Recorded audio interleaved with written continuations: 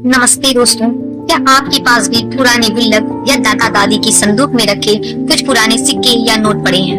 हम में से बहुत से लोग इन्हें सिर्फ एक पुरानी याद समझकर छोड़ देते हैं, लेकिन क्या आप जानते हैं कि आपकी जेब में पड़ा एक पुराना सिक्का आपको रातों रात लखपति बना सकता है?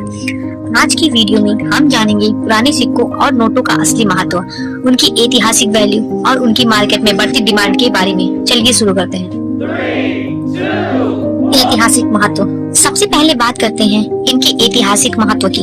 एक पुराना सिक्का सिर्फ धातु का टुकड़ा नहीं होता, बल्कि वह अपनी समय का इतिहास बयां करता है। जैसे कि सल्तनत और मुगल काल में उस समय के सोने और चांदी के सिक्के हमें उस दौर की संपन्नता बताते थे। ब्रिटिश काल में विक्टोरिया क्वीन और जॉर्ज 6 के समय के सिक्के भारत की आजादी के संघर्ष की याद दिलाते हैं। यह सिक्के हमें बताते हैं कि उस समय की अर्थव्यवस्था कैसी थी और कौन सी धातु सबसे ज्यादा इस्तेमाल होती थी। पुराने सिक्कों और नोटों को निवेश करने का एक नया तरीका। आज के समय में पुराने सिक्के और नोट अल्टरनेटिव इन्वेस्टमेंट का एक बड़ा जरिया बन गए हैं, लेकिन इसकी कमी यह है, जो सिक्का जितना कम मात्रा में उपलब्ध है उसकी कीमत उतनी ही ज्यादा होती है। जैसे 1939 का 1 रुपए का चांदी का सिक्का, जिसकी कीमत आज लाखों में हो सकती है।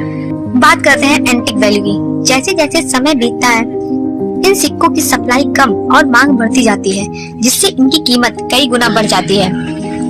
आखिर नोटों में खास बात क्या होती है? सिर्फ सिक्के ही नहीं, बल्कि पुराने नोट भी बहुत ही कीमती होते हैं। खास तौर पर 786 नंबर वाली नोट। जिनके पास 786 नंबर के नोट होते हैं, कई लोग इस नंबर को बहुत लकी मानते हैं और इसके लिए बड़ी कीमत देने को तैयार रहते हैं। कुछ सिक्कों पर गवर्नर के सिग्नेचर होते हैं।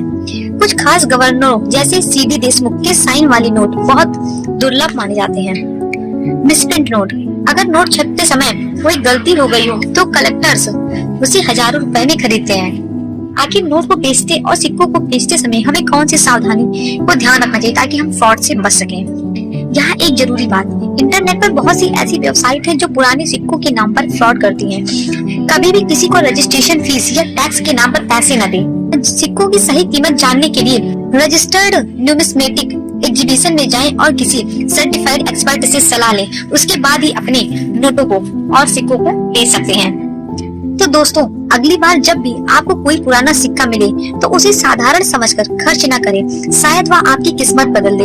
अगर आपको यह जानकारी अच्छी लगी हो तो वीडियो को लाइक करें और अपने उन दोस्तों के साथ शेयर करें जिनके पास पुराने सिक्कों या पुराने नोटों का कलेक्शन हो। और हाँ, हमारे चैनल को सब्सक्राइब करना ना भूलें। कमेंट में बताएं आपके पास सबसे पुराना सिक्का कौन सा है।